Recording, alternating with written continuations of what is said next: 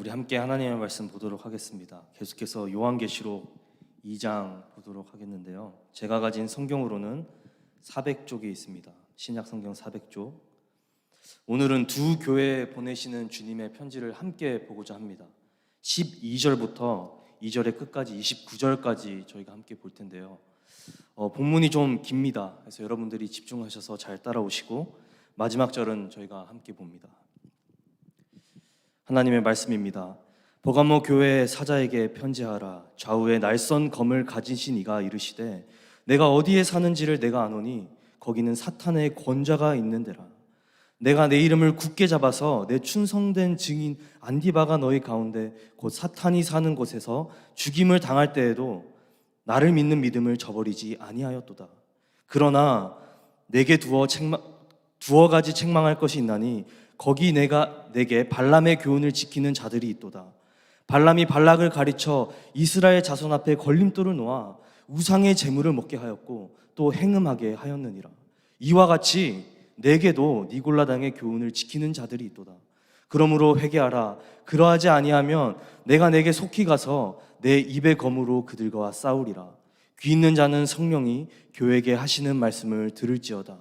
이기는 그에게는 내가 감추었던 만나를 주고 또 흰 돌을 줄 터인데 그 돌 위에 새 이름을 기록한 것이 있나니 받은 자 밖에는 그 이름을 알 사람이 없느니라. 두아디라 교회의 사자에 편지하라. 그 눈이 불꽃 같고 그 발이 빛난 주석과 같은 하나님의 아들이 이르시되 내가 내 사업과 사랑과 믿음과 섬김과 인내를 아노니 내 나중 행위가 처음 것보다 많도다. 그러나 내게 책망할 일이 있노라. 자칭 선지자라 하는 여자 이세벨을 내가 용납함이니 그가 내 종들을 가르쳐 깨어 행음하게 하고 우상의 재물을 먹게 하는도다. 또 내가 그에게 회개할 기회를 주었으되 자기의 음행을 회개하고자 하지 아니하는도다. 볼지어다 내가 그를 침상에 던질 것이요 또 그와 더불어 간음하는 자들도 만일 그의 행위를 회개하지 아니하면 큰 환난 가운데 던지고 또 내가 사망으로 그의 자녀를 죽이리니 모든 교회가 나는 사람의 뜻과 마음을 살피는 자인 줄 알지라.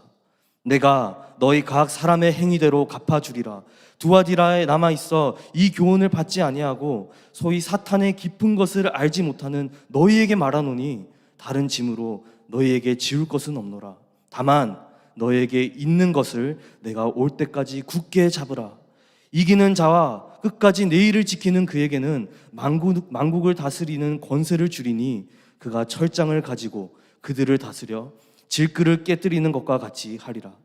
나도 내 아버지께 받은 것이 그러하니라. 내가 또 그에게 새벽별을 주리라. 우리 함께 봅니다. 귀 있는 자는 성령이 교회에게 하시는 말씀을 들을지어다. 아멘. 여러분들이 비둘기처럼 순결하라라는 주님의 음성을 기억하십니다. 이는 주님께서 마태복음 10장 16절에 하신 말씀인데 제자들을 세상으로 보내면서 하신 주님의 말씀입니다. 여기서는 주님께서 순결을 비둘기에 비유하고 계십니다. 아마 한국이나 그리고 필라델피아 근처에 사시는 여러분들이 순결과 비둘기, 아마 이 퍼즐 조각이 잘 맞춰지지 않을 것입니다. 왜냐하면 우리에게 비둘기라고 하면 뚱뚱하고 그냥 그 앞에서 음식만 기다리는 보라색 빛을 띄우는 닭둘기를 우리가 생각하기 때문에 그렇습니다. 그래서 주님께서 비둘기처럼 순결하라고 하실 때 우리가 좀 비둘기는 좀 징그럽지 않나요? 이런 생각을 갖게 됩니다. 그런데 여러분 여기서는 주님의 그 하신 말씀을 원어로 보면 어떠한 비둘기인지 잘 명시가 되어 있는데 비둘기 중에서도 그냥 아무 그 뚱뚱하고 못생긴 비둘기가 아니고 하얀 그 마술소에서 사용하는 집비둘기를 정확하게 주님께서 말씀하시는 것을 알 수가 있습니다. 왜 그러냐? 왜냐하면 이 집비둘기는 주인에게 매우 충성스러운 비둘기였다라는 거예요. 지금과 달리 고대 시대에는 이 편지나 메시지를 전달하는 것이 불가능에 가까웠다고 합니다. 그래서 이들이 했던 수단이 뭐냐면 비둘기를 통해서 편지를 주고받았다고 합니다.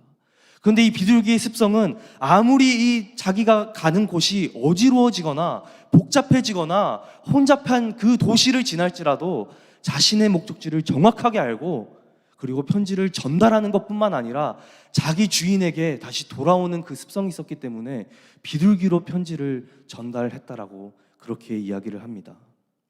그러니까 주님께서는 그 자신의 제자들을 세상으로 보내면서 주변에 다른 신념을 가진 사람들이 많고 어떠한 복잡한 상황이 생기고 그리고 아무리 복잡하게 막 그 다른 빌리프들이 부딪힐지라도 주님의 편지를 잘 전하고 주님의 메시지를 잘 전하고 다시 주님에게 돌아오는 그 비둘기의 습성을 그 습성을 사용하여서 비둘기에 오늘 제자들을 순결을 이렇게 비유로 말씀하고 계시는 것을 우리가 알 수가 있는 것입니다.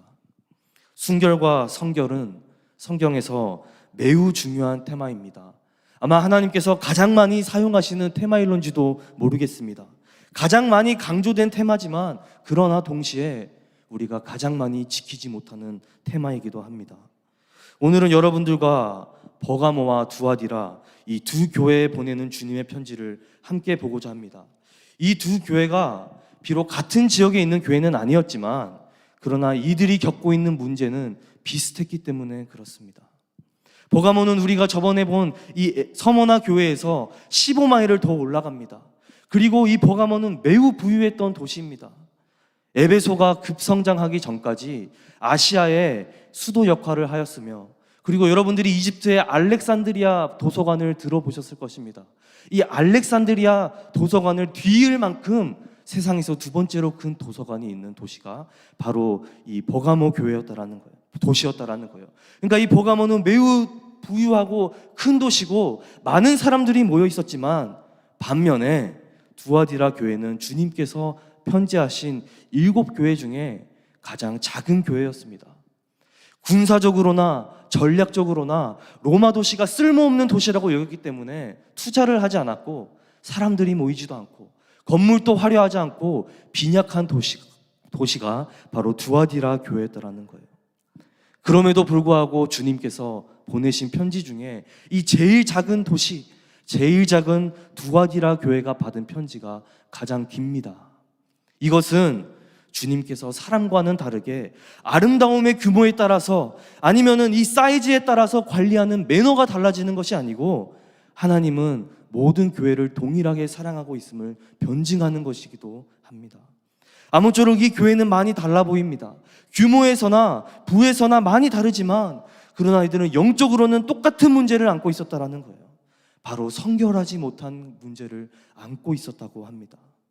성결의 문제는 큰 자나 작은 자나 모두가 다 동일하게 씨름하고 있는 문제임을 우리가 알 수가 있는 곳입니다. 버가모 교회를 보면 주님께서 이들을 칭찬함으로 시작하십니다. 13절 이하에 보니까 내가 어디 사는지를 안다라는 거예요. 내가 어디 사는지를 아는데 거기는 사탄의 권자가 있는 곳이라고 말씀합니다. 여러분들이 그리스 로마 신화를 좋아하십니다. 그리고 아마 잘 아실 것입니다. 학자들은 바로 이곳이 버가모 지역이 제우스의 신전이 있었던 곳이라고 그렇게 주장을 하고 있습니다. 더 나아가서 치유의 신 아스클레피온까지 있었던 곳이라고 그렇게 주장을 하고 있습니다. 그러니까 오늘 이곳은 황제 숭배는 기본으로 하고 동시에 제우스와 그리고 아스클레피온 이 치유의 신을 예배하는 그 단이 있는 우상들이 많이 있는 곳이라고 오늘 우리가 이해를 할 수가 있습니다. 그리고 주님께서는 너희들이 그곳에 살고 있는 것을 안다라고 말씀하시는 거예요. 그냥 지나가는 것이 아닙니다. 그냥 잠깐 머물렀다가 가는 것이 아닙니다. 비유컨대 필라델피아에 많은 유학생들과 출장인들이 있습니다. 그런데 이 필라델피아에 있는 필라만의 어려움이 있습니다. 필라만의 이 답답함이 있지만 그러나 유학생들이나 잠깐 있다 가는 분들은 그래 그냥 입 꽉 물고 참자. 그냥 눈 감고 참자. 어차피 내 고향으로 가면 방학돼서 내 고향으로 가면 이 어려움은 다 없어지지 않냐. 이런 생각을 가지고 살지만 그러나 여기가 만약에 내 고향이라면 내 집이라면 그리고 내 집이 지금 우상의 회당 때문에 예수를 믿지 못하게 한다면 우리가 말씀에서 오늘 본 것처럼 예수를 믿는 믿음 때문에 죽음까지 당해야 되는 곳이라면 아마 상황은 많이 다르게 다가올 것입니다. 떠날 수가 없기 때문에 그렇습니다. 그리고 이 어려운 시간 속에서도 믿음 때문에 죽임을 당한 사람들까지 기록되지만 이 어려움 속에서도 주님께서 말씀하시기를 버가모 교인들은 주님의 이름을 굳게 잡았다고 주님께서 증언하시고 계십니다. 여러분들이 2주 전에 설교를 기억하십니다. 주님이 그 교회를, 그 별과도 같은 교회, 그 촛대와도 같은 교회를 오른손으로 굳게 잡은 것을 여러분들이 기억하십니다. 그리고 오늘 버가모 교회는 이 주님의 잡은 손 위에 얹혀서 주님을 함께 잡고 있는 아름다운 장면을 우리가 오늘 볼 수가 있는 것이에요. 그런데 이러한 아름다운 장면 가운데 이들을 책망할 것이 있나니 발람과 발락처럼 신자들을 행음하게 하고 있던 문제가 있다라는 것입니다. 이것이 버가모의 문제였다면 우리가 잠시 두아디라 교회의 문제를 한번 보기를 원합니다. 두아디라 교회 또한 칭찬받을 것이 있었습니다. 사랑과 믿음과 섬김과 인내가 있었고, 그리고 처음에 비해서 나중이 더 나았다고 주님께서 그렇게 증언하시고 계십니다. 그리고 이들의 사업을 보았다. 여기서 사업은 비즈니스가 아니고 work, deeds, 행위를 말씀하는 것입니다. 그러니까 오늘 이 버가모 교회도 잘 하고 있는 것이 분명하게 있다라는 거예요. 그런데 동시에 책망받을 것이 있는데 자칭 선지자라 하는 이세벨을 용납하고 이 행음하게 하고 우상의 재물을 먹게 한다고 주님께서 이들을 책망하고 있습니다. 그리고 우리는 이 두 교회가 같은 행음 때문에 성결을 잃었음을 우리가 오늘 볼 수가 있는 것이에요. 여러분, 행음과 성결은 그 누구도 자유롭지 못한 문제일런지 모르겠습니다. 오늘 여기 모인 사람들 중에 100% 내가 성결하다, 단 한 번도 행음을 한 적이 없다, 이렇게 이야기할 수 있는 사람이 없을지도 모르겠습니다. 그리고 또 설교하기에 어느 정도 부담이 되는 주제입니다. 그러나 이는 분명 하나님의 말씀이고 신약 시대에서도 주님이 지키길 원하는 부분이라는 거예요. 그냥 단순히 구약에 그냥 하나님께서 보낸 율법이지, 그리고 주님께서 다 이루었지, 이루고 끝날 문제가 아니고 신약 시대에서도 주님께서 여전히 교회들에게 지키길 원하시는 항목 중에 하나라는 것입니다. 발람과 발락의 이야기를 여러분들이 아십니까? 이 사건은 구약에서 매우 유명하고 또 중요한 사건입니다. 이 이야기는 사사기, 느헤미야, 미가, 베드로후서, 유다서, 그리고 오늘 함께 본 요한계시록에까지 수차례 기록될 만큼 매우 중요한 메시지가 있는 말씀이라는 거예요. 민수기 22장에 보니까 이스라엘 백성들이 이제 모압 땅으로 접근을 합니다. 이제 모압을 점령하려고 가는데 모압 왕이 처음에는 내가 이길 것 같은 거예요. 그래, 이스라엘 한번 겨뤄보자, 와봐, 들어와 했는데 딱 가만 자세히 보니까 안 되겠는 거예요. 자신이 질 것 같은 거예요. 그래서 당황합니다. 위협을 느끼고 장로들을 모아서 모압 왕과 이 장로들이 이러한 얘기를 합니다. 저 애굽에서 탈출한 이스라엘 백성들을 봐라. 그리고 저 이스라엘 백성들의 가축들이 먹는 풀을 봐라. 가축은 그 당시에 이 군대의 힘을 상징합니다. 식량이 없으면 군대가 약해지고 식량이 없으면 백성들이 약해지기 때문에 가축은 그 나라의 강대함을 뜻하는 거예요. 그런데 그 나라의 가축이 먹는 풀의 양을 봐라. 우리가 감당하지 못할 것이다. 지금은 저 소들이 풀을 먹지만 나중에는 이스라엘 백성들이 저 소들이 풀을 먹는 것처럼 우리를 집어 삼킬 것 같다, 이러면서 두려워하는 모습이 기록이 됩니다. 그러고 나서 이들이 머리를 굴려서 이 한 가지 이 해결책을 내어놓는데 그 해결책이 뭐냐? 당대에 가장 유명하고 가장 잘 나가던 이 점쟁이 발람을 고용하는 것이에요. 그리고 이 발람에게 얘기합니다. 여봐, 이 발람아, 아니 네가 그래도 이 시대에 가장 잘 나가는 점쟁인데 네가 저 이스라엘 백성들을 네 점치는 그 실력으로 좀 저주를 해봐라. 저주를 해서 모압 땅으로 못 들어오게끔 네가 막아봐라. 그리고 거금을 쥐어줍니다. 이 돈을 넉넉하게 챙긴, 수두룩하게 챙긴 발람이 기분 좋게 이제 이스라엘 백성들을 저주하려고 하는 거예요. 근데 이스라엘 백성을 저주하려고 하는 그때 하나님이 나타나셔서 발람에게 말씀하시는 거예요. 네가 왜 내 백성을 저주하려고 하냐? 내가 축복한 백성, 아브라함 이후로 내가 축복한 백성을 네가 어째서 저주하려고 하냐. 그래서 발람이 약속한 그날, 저주를 하기로 한 그날 저주를 하려고 하는데 저주의 말이 나가지가 않는 거예요. 도무지. 결국 발람은 이스라엘을 축복합니다. 축복의 끝에 어떨결에 메시아까지 이 축복하는 메시아까지 예언하는 그런 말을 하는 거예요. 한 별이 야곱에서 나와서 모압을 이 편에서부터 저 편까지 파하고 모든 이 모압의 이 언약 백성의 밖에 있는 모든 자식들을 멸하게 하리라. 메시아까지 예언을 하고 맙니다. 그리고 이거를 들은 모압 왕이 매우 화가 나는 거예요. 돈까지 줬는데 부릅니다. 발람을. 야, 너 너무한 거 아니야? 너 아무리 그래도 그렇지 어떻게 돈까지 받고 축복을 하고 우리를 저주를 하냐. 그러니까 발람이 다시 한번 머리를 쓰는 거예요. 그래서 머리를 쓰고 그 생각하고 고민한 끝에 이스라엘을 저주할 방법을 생각합니다. 하나님과 겨뤄서는 발람이 이길 수가 없잖아요. 어떻게 하나님이 축복의 그 오버라이드를 합니까? 발람이 생각해낸 방법이 이스라엘 백성들 내부적으로 하나님을 떠나게 만들어 보자. 만약에 이스라엘 백성들이 하나님을 버리고 하나님이 이스라엘을 버리는 게 아니고 이스라엘 백성들이 하나님을 버리고 그리고 행음하기 시작한다면 아마 이 작전은 성공할 수 있을 것이다. 그리고 그 다음 장부터 이스라엘 백성들 가운데 여인들, 모압 여인들을 풀어서 행음하기 시작하는 그 안타까운 장면을 우리가 볼 수가 있습니다. 그리고 여기서 이스라엘의 행음은 영적 행음만이 아니라는 거예요. 육적인 행음, 이 성적인 행위까지 포함이 된다는 것입니다. 이 여인들이 자신의 우상에게 제사하고 음식을 바치고 할 때 이 여인들과 함께 먹고 함께 절하고 함께 동침까지 하는 그런 안타까운 장면들을 우리가 구약에서 만날 수가 있다는 것이에요. 이세벨은 어떻습니까? 이세벨은 엣바엘의 딸입니다. 엣바엘이라는 이름은 바알과 함께한 사람이라는 자예요.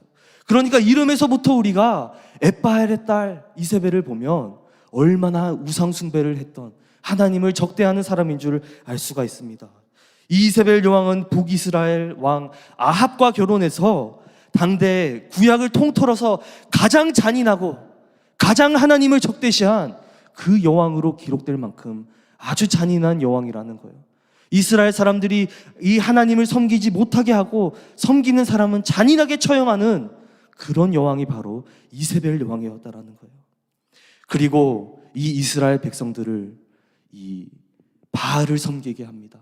그래서 여러분들이 기억하는 대로 엘리야 선지자, 이 엘리야 선지자가 이세벨과 겨루지 않습니까?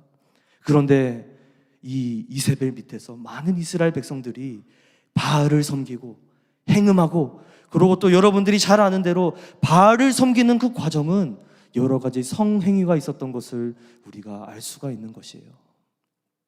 그리고 오늘 우리 주님께서 이 두 사건을 예로 들면서 말씀합니다. 발람의 교훈을 지킨다. 발람이 발락을 가르쳐서 이스라엘 앞에 이 트랩, 울무를 놓은 것 같이 우상의 재물을 먹게 하고 행음하게 한다. 그리고 이세벨을 내가 용납한다. 내 종들을 꿰어서 이들을 행음하게 하고 우상의 재물을 먹게 한다. 과거에서부터 반복되는 이 인류의 범죄와 음란한 앞에 주님의 분노가 느껴지는 장면입니다. 고린도전서 8장에 보니까 바울은 우상에게 바친 그 음식에 대해서 얘기합니다. 이 이야기가 어려울 수도 있으니까 제가 여러분들에게 비유로 얘기를 해드리겠습니다. 한국 문화에는 아직까지도 제사 문화가 활발하게 이루어지고 있습니다.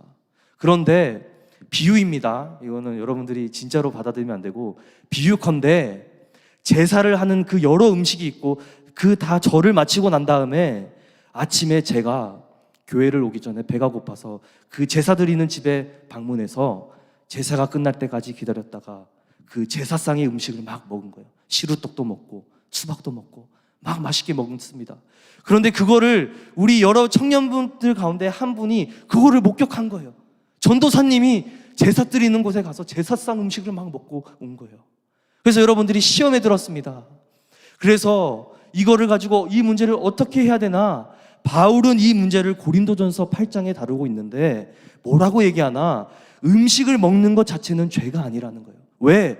왜냐하면 이 제사를 드리는 거는 이 사람들이 존재하지 않는 신, 이 세상에 존재하는 유일한 신은 여호와 하나님이신데 이 존재하지 않는 신에 그냥 이렇게 한 거니까 그 음식 자체가 더럽힐 음식이 아니라는 거예요. 그래서 음식을 먹는 거는 괜찮지만 그러나 시험에 들게 하지 않게, 그것을 보고 시험에 드는 청년들이 없게끔 먹지 마라, 이렇게 권면을 하고 있는 것으로 보아 오늘 주님께서 교회에 말씀하시는 제사상의 음식을 먹고 우상을 드리는 것은 단순히 음식을 먹는 문제가 아니고 우상에게 절하고 행음까지 하는 이세벨과 발람과 발락대처럼 음란한 가운데 살고 있는 그런 그런 크리스천들의 모습을 우리가 오늘 만날 수가 있는 것이에요. 여러분, 성경은 항상 우상 숭배와 행음을 하나로 묶어서 사용하고 있습니다. 그 어느 누구도 행음하면서 하나님을 잘 섬긴 사람이 없습니다. 그 어느 누구도 하나님을 떠나서 이방인들을 섬기면서 행음하지 않은 사람이 없습니다. 음행은 우상 숭배입니다. 그리고 여러분들, 성령이 없는 곳에는 음행이 항상 존재하는 거예요. 여러분들, 왜 음행이 무서운 것인지 아십니까? 왜 행음이 무서운 것인지 아십니까? 왜냐하면 행음은 죄가 아닌 것이 되기 때문에 그래요. 다른 죄에 비해서 이 인간의 많고 많은 죄들, 살인, 거짓말, 우상 숭배와도 같은 죄들은 우리가 다 회개할 줄로 알고 마음의 자책을 느끼지만 이 음행만큼은 우리가 용납하고 살 만큼 타락한 시대에 살고 있다는 것입니다. 남자니까, 오랜 사귄 커플이니까, 자연스러운 행위니까, 결혼할 거니까 여러 가지 이유를 대면서 합리화하고 죄를 용납하는 모습이 있다라는 거예요. 천천히 회개의 문을 닫고 타락의 문을 여는 하나님에게로부터 멀게 하는 경향이 있다라는 것입니다. 요즘 시대는 음란함이 가볍고 쿨하고 열린 사상으로 오해받는 시대입니다. 초대시대와 초대교회와 우리가 이 주님의 편지를 보면서 너무나도 비슷한 점이 많아요. 로마 시대 때도 이 타락주의로, 쾌락주의로 사는 것을 여러분들이 학교에서 다 한 번쯤은 배웠을 것입니다. 이처럼 타락한 이 사상이 열린 사상으로 보이고, 오히려 그렇지 않은 사람들은 보수적이다, 다쳤다, 이렇게 보는 이런 시대에 우리가 살고 있다는 것이에요. 저는 이 말씀을 통해서 여러분들에게 쉐임을 주고 여러분들을 질책하면서 죄책감을 주려는 게 아닙니다. 제가 아까 말씀드린 것처럼 여기 어느 누구도 한 번쯤은 넘어진 사람이 있을 것이에요. 괜찮습니다. 넘어진 곳에서 다시 일어나서 다시 회개하고 다시 일어나서 주님을 따라가면 되는 것입니다. 하나님의 말씀은 이론이 아닙니다. 단순한 학문이 아닙니다. 단순한 지식이 아닙니다. 오늘날은 설교의 홍수의 시대에 우리가 살고 있어요. 이 말씀에 숨겨진 신학적인 배경과 그것이 의미하는 바는 우리가 너무나도 잘 알지만, 그러나 그 말씀을 나의 말씀으로 받는 사람들은 너무 적은 거예요. 하나님이 오늘날 나에게 하시는 말씀, 성령님이 오늘날 나에게 하는 말씀으로는 아무도 듣지 않으려고 한다는 거예요. 지금은 은퇴하셨지만 저기 위대한 신학자요 목사이신 웨스트민스터의 켄트 휴스 교수님은 설교학을 가르친 분이십니다. 저도 그에게 설교하는 법을 배웠는데요, 그는 늘 학생에게 하셨던 말씀이 찬양으로 끝나지 않는 신학은 철학이다.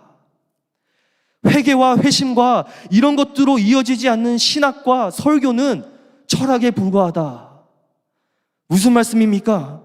우리가 어느 말씀을 통해서 이 성령의 말씀으로 듣고 우리의 삶으로 돌아보아 우리의 삶 가운데 음란함이 있었다면 우리가 다시 돌아보고 다시 바로 서는 여러분들이 돼야 된다는 거예요. 죄가 돼야 된다는 거예요.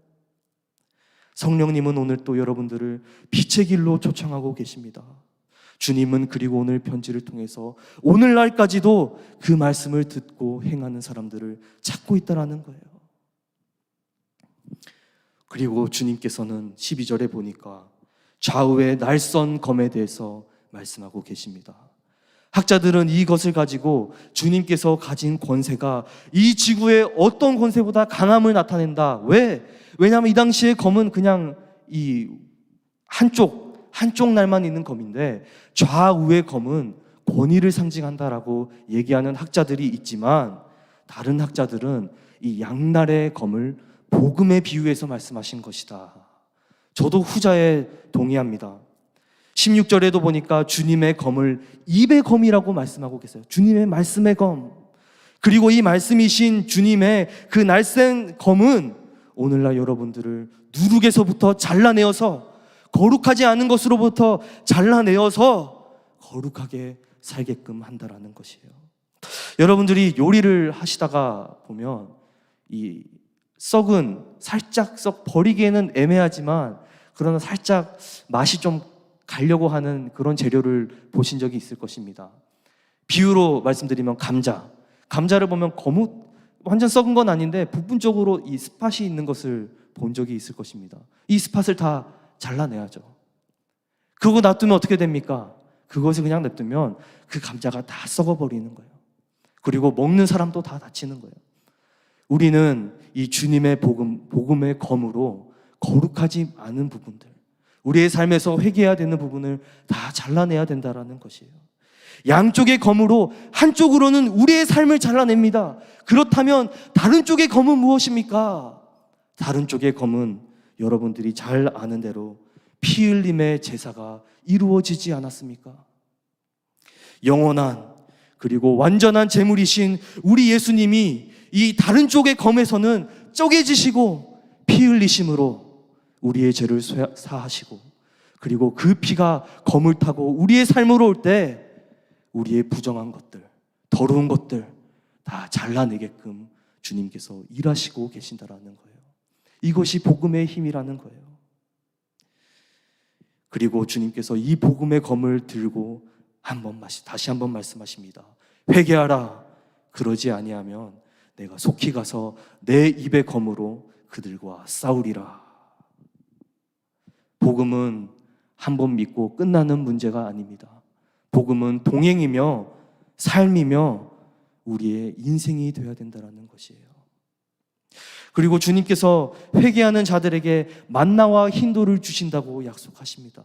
여러분들이 여태까지 설교에서부터 또 정 목사님이 여러 번 말씀하신 걸로 보아서 만나가 무엇인지 이제 너무나도 잘 아시는 거예요. 만나가 무엇입니까? 이스라엘 백성들이 약속의 땅으로 들어가야 되는데 먹을 것이 없는 거예요. 거기는 광야이기 때문에 먹을 것이 없을 때 하나님께서 하늘에서 떡을 내려주시는 거예요. 생명의 떡을 내려주시는 거예요. 그리고 오늘 요한계시록에서도 주님께서 이 만나를 생명의 떡으로 비유하고 있는 거예요. 약속의 땅으로 가기 위해 너희들이 먹어야 하는 떡. 흰돌은 무엇입니까? 흰돌은 이 당시에 법정에 서면 판사가 이제 모든 것을 듣고 유죄다 이러면 검은 돌을 냈다고 합니다. 하지만 무죄인 사람들, 들었을 때 무죄라고 할 수 있는 사람들은 흰돌을 내어줬다라고 하는 거예요. 주님께서 오늘 여러분들에게 만나와 흰돌을 주신다고 약속하십니다. 그리고 새벽별을 준다고 말씀하십니다.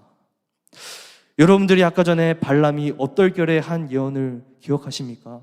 설교 초반부에 제가 말씀드렸는데 야곱의 후손 중에 한 별이 나와서 모든 약속의 백성의 원수를 파한다는 그 말씀.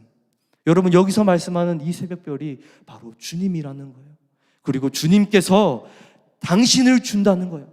만나를 준다는 거예요. 흰돌을 준다는 거예요. 새벽별인 당신을 여러분들에게 줄 때 여러분들은 음란함에서 떠나서 육적으로 음란함이나 영적으로 음란함이나 우리가 다 그 음란함을 접고 하나님에게 성결하게 나아가는 이 넘어진 곳부터 우리가 다시 일어나서 주님 앞으로 나아가는 그러한 여러분들이 되시기를 바랍니다. 이제 제가 말씀을 정리하고자 합니다. 18절에 보니까 주님의 묘사 가운데 주님의 눈이 불꽃 같다라고 얘기하는 거예요. 한 교부, 철치 파더는 이것을 보고 말하기를 죄를 바라보는 불타는 분노요, 그리고 죄인의 마음을 꿰뚫고 정화하려는 주님의 불꽃 같은 눈이다. 얼마나 아름답고 마음을 찡하게 하는 해석인지 모르겠습니다. 여러분, 오늘날 우리가 다 성령의 불이 있습니다. 믿지 않는 사람들은 언젠가 이 불에 다 타들어갈 것이에요. 언젠가 다 패망할 것이지만 믿는 여러분들, 만나를 받은 여러분들은 이 성령의 불을 통해서 여러분들을 다시 한번 정화하고 성령의 불을 여러분들의 마음 가운데 지피는 그런 청년부와 그리고 제가 되기를 이 시간 진심으로 여러분들 가운데 바랍니다. 주님께서 오늘날에도 여러분들을 향해서 말씀하십니다. 귀 있는 자는 성령이 교회들에게 하시는 말씀을 들을지어다. 이기는 그에게는 내가 감추었던 만나를 주고 또 흰 돌을 줄 터인데 그 돌 위에 새 이름을 기록한 것이 있나니 받은 자 밖에는 그 이름을 알 사람이 없느니라. 이 돌을 받는 여러분들이 되시기를 진심으로 바랍니다. 우리 시간 찬양 한 곡 하고자 합니다. 우리 시간 찬양할 때 주님께서 나를 사랑으로 품어주시고 나를 항상 국률로 붙들어 주시지만 그러나 나의 마음 하나 지키지 못하는 내 모습 너무나도 부끄럽습니다. 하지만 주의 자녀로 계속해서 명예를 지켜가며 살 수 있도록 저를 인도하여 주옵소서. 우리 그러한 마음으로 함께 찬양하며 나아갑니다.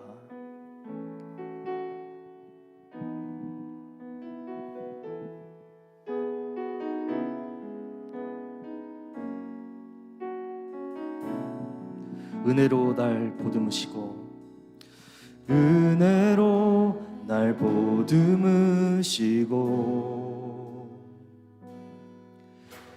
사랑으로 품어주셔도 내 마음 한 자락도 지키지 못하는 내 마음 한 자락도 지키지 못하는 이 모습 부끄럽습니다. 따뜻한 곁을 내어주신 따스한 곁을 내어주신 주님 앞에 나아갑니다. 주님 앞에 나아갑니다. 표현 못할 긍휼로 나를 붙드시는 주 이름만 바라봅니다. 바라봅니다. 매일 마주한 슬픔을 견뎌나가며 주 예수의 마음을 닮아 가네. 두려운 걸음마다 주가 동행하니 주를 지하며 주의 신실한 소망을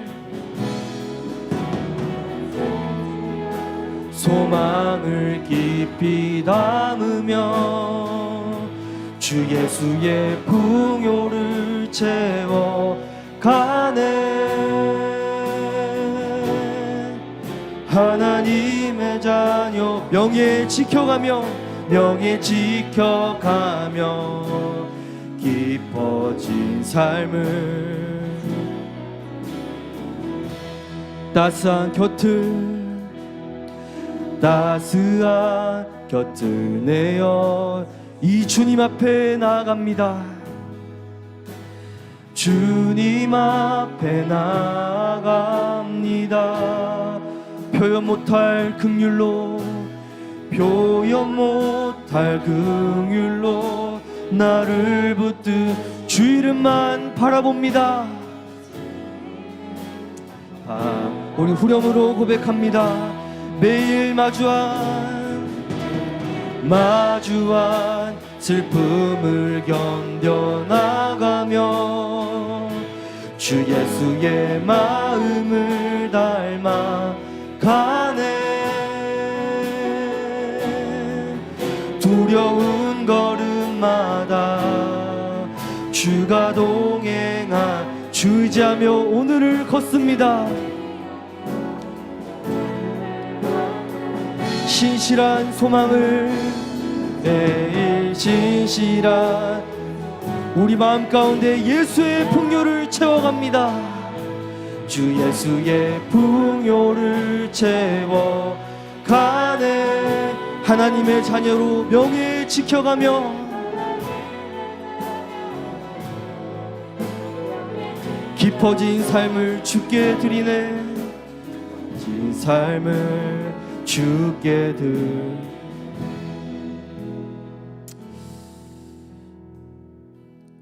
은혜로 날 보듬으시고 사랑으로 날 품어주셔도 내 마음 한 자락도 지키지 못하는 이 모습 부끄럽습니다. 매일 신실한 소망을 깊이 담으며 주 예수의 풍요를 채워가며 하나님의 자녀로 명예를 지켜가며 깊어진 삶을 주께 드리는 우리가 되기를 원합니다. 하나님, 이 시간 우리가 영적 음란함과 육적 음란함을 우리가 떠나가서 하나님 받은 자밖에 알지 못하는 그 돌의 이름 우리가 보기 원합니다. 하나님, 이 시간 우리 가운데 함께 하시고 우리가 늘 말씀으로 싸워나가며 찬양으로 우리의 삶까지 이끄는, 말씀을 찬양으로 이끌고 말씀을 우리 삶에 적용시킬 수 있는 그런 우리 모든 청년들 될 수 있도록, 그리하여서 성결하고 주님 앞에 비둘기처럼 순결한 우리 모든 사람들 될 수 있도록 하나님 이 시간 함께하여 주옵소서. 우리가 넘어졌습니까? 많이 넘어져서 마음 가운데 우리가 구멍이 크게 뚫린 것만큼 아파움이 있습니까? 주님, 우리의 마음을 위로하여 주옵시고 하나님, 앞으로 이 구멍을 주님의 풍요로 채워가는 모든 청년들 될 수 있도록 하나님 이 시간 우리 가운데 성령으로 함께하여 주옵소서. 이 모든 말씀 예수님의 이름으로 기도드렸습니다.